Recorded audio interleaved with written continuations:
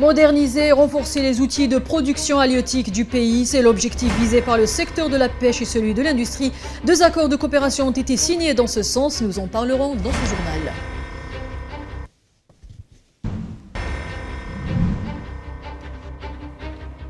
C'est la journée internationale du tourisme, l'occasion de revenir sur la promotion de la destination Algérie depuis la reprise économique post-Covid-19. Qu'en est-il vraiment? Nous ferons le point dans un instant.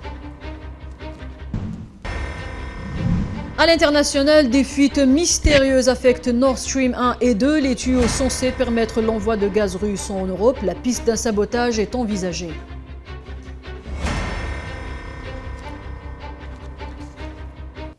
Merci de nous rejoindre dans ce journal du mardi 27 septembre depuis votre chaîne économique l'Iqtisadi Al Oula. Mesdames, Messieurs, bonsoir.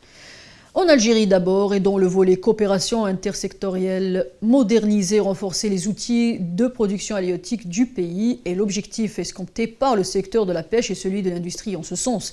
Les ministres de l'industrie Ahmed Zardar et de la pêche et des productions halieutiques Hicham Sofiane Salawachi ont signé 2 accords de coopération. Le compte rendu de Boubkar Benyamina. De nouveaux accords cadres pour de nouvelles perspectives.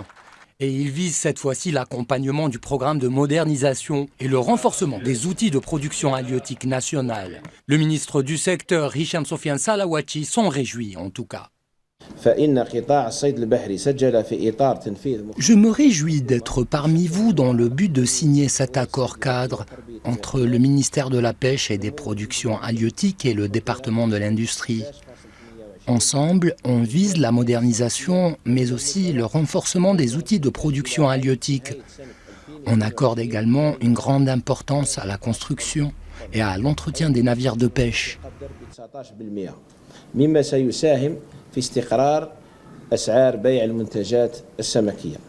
La production des moteurs et des outils de pêche n'est pas le seul objectif de ces accords. Les pouvoirs publics y voient également une manière de booster l'investissement dans l'industrie et aussi de revaloriser le produit national. Le ministre de l'Industrie, Ahmed Zardar, y est revenu.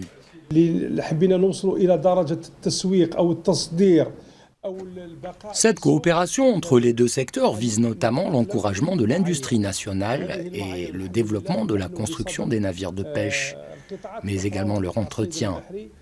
Elle aspire par ailleurs à l'amélioration de l'activité industrielle en termes de pièces de rechange. Le tout s'inscrit dans l'objectif de réduire la facture d'importation et la promotion du produit national.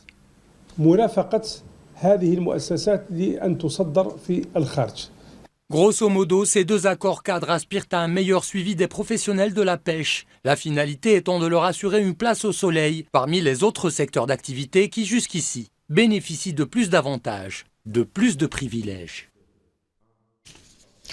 Bonne nouvelle pour les souscripteurs à ADL. Le ministre du Logement, de l'Urbanisme et de la Ville, Tarek Belharibi, a indiqué que près de 30 000 logements à ADL seront distribués à l'occasion de la célébration du 68e anniversaire du déclenchement de la guerre de libération. Il a ajouté que le ministère enverra des commissions d'inspection pour assurer que les logements qui seront distribués seront de la qualité requise. Le ministre a précisé également que son département est en train d'évaluer les différentes formes d'habitation afin de contrôler le plan du secteur sur le terrain.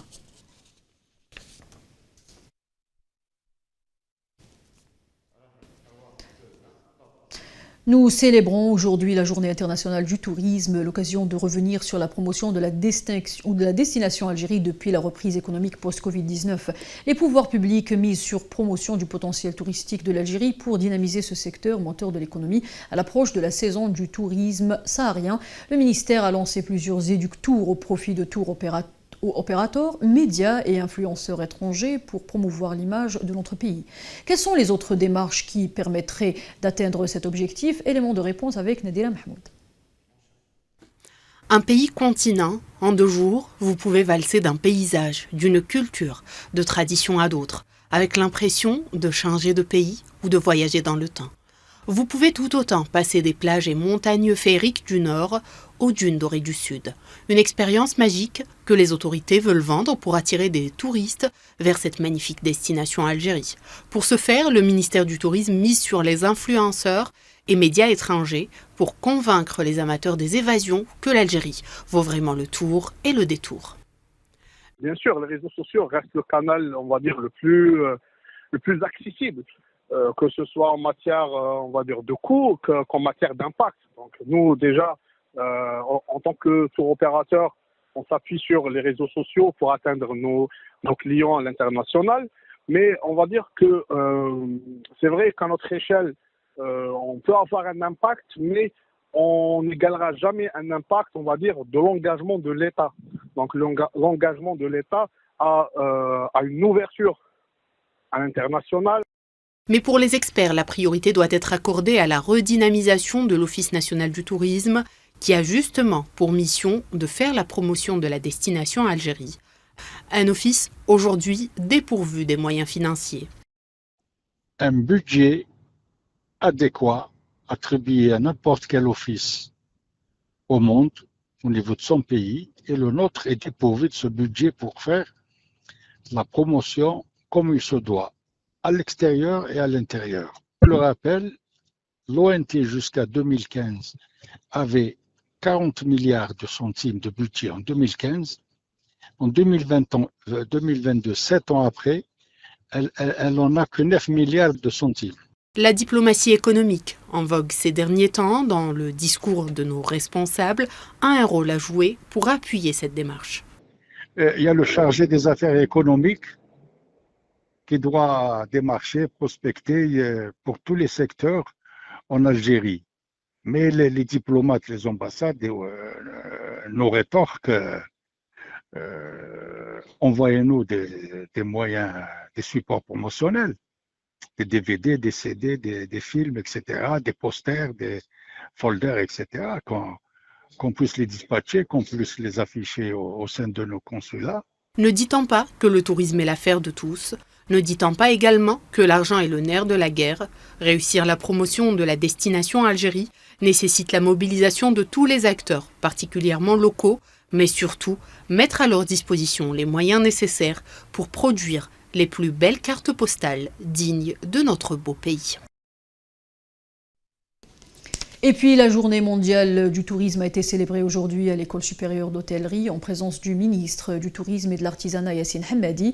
Les prix de la saison estivale de cette année ont été distribués. L'avenir du tourisme dans le monde arabe a également été évoqué en présence de professionnels, des médias et de créateurs de contenu pour booster le secteur du tourisme. L'Algérie mise sur l'augmentation des capacités d'hébergement. On écoute à ce propos le ministre du Tourisme et de l'Artisanat.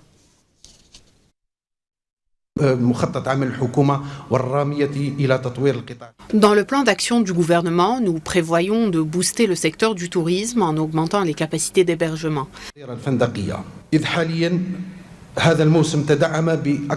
Cet été, nous avons réceptionné 150 infrastructures d'hébergement avec des capacités de 7 000 lits pour atteindre 97 000 lits au niveau des villes côtières.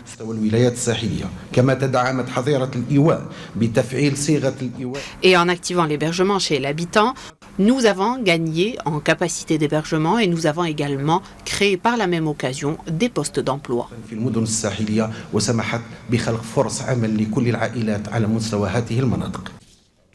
Tourisme, toujours après un arrêt de 2 ans en raison de la pandémie Covid-19, la 21e édition du Salon international du tourisme et des voyages CITEV se tiendra du 29 septembre au 2 octobre prochain au Palais des Expositions des Pins Maritimes d'Alger. Les préparatifs sont en cours pour faire réussir cette manifestation internationale qui verra la participation de plus de 200 opérateurs locaux et étrangers dans les domaines ou le domaine du tourisme, des voyages et de l'hôtellerie. Ce salon est une occasion pour les opérateurs de promouvoir leurs offres touristiques et permet aussi au grand public de découvrir la diversité touristique en Algérie. Ça se passe à Tiaret. Il est maintenant possible de payer le ticket de bus de la Société des transports publics avec une carte électronique dans une expérience nationale unique, mais aussi de suivre le parcours des bus à travers différentes lignes. Cette démarche qui a été appréciée par les clients.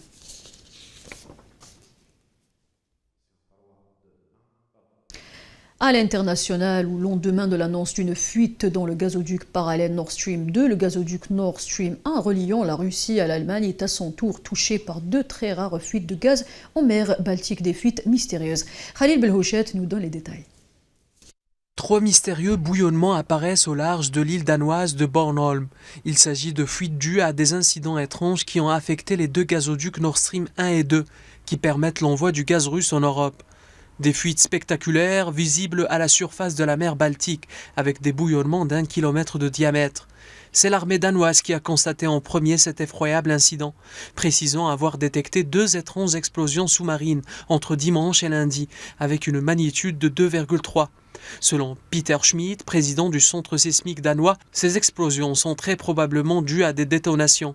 Mais pour le gouvernement de Copenhague, qui a aussitôt placé en état d'alerte orange ses infrastructures énergétiques, il était trop tôt pour s'exprimer sur les causes de ces incidents simultanés. Du côté de Moscou, on est extrêmement préoccupé par ces nouvelles. Le porte-parole du Kremlin, Dmitri Peskov, interrogé sur la possibilité d'un acte de sabotage, n'a exclu aucune option. Le géant russe Gazprom avait réduit drastiquement ses livraisons de gaz ces derniers mois vers l'Allemagne, à travers ce gazoduc, avant de les arrêter complètement. L'Allemagne, qui s'approvisionnait à 55% en Russie avant la crise en Ukraine, doit donc se fournir ailleurs, à des prix beaucoup plus élevés. Mais les incidents actuels n'ont pas d'impact sur l'approvisionnement en gaz, puisque aucun gaz ne transite par Nord Stream depuis début septembre. Alors que le monde est en proie à des crises multiples, la chef de l'Organisation mondiale du commerce, Ngozi Okonjo-Iweala, redoute une récession qui approche. Elle a prédit à l'ouverture du forum public annuel de l'organisation à Genève une récession mondiale. Au-delà de ce constat, la patronne de l'OMC invite à réfléchir à ce que nous devons faire, aux politiques que nous devons mener pour restaurer la croissance. À court terme, sa première inquiétude est de savoir comment assurer la sécurité alimentaire dans le monde. Elle s'est aussi souciée des questions d'accès à l'énergie. Déjà lundi, l'Organisation de coopération et de développement économique OCDE avait annoncé avoir nettement dégradé sa prévision de croissance mondiale pour l'an prochain.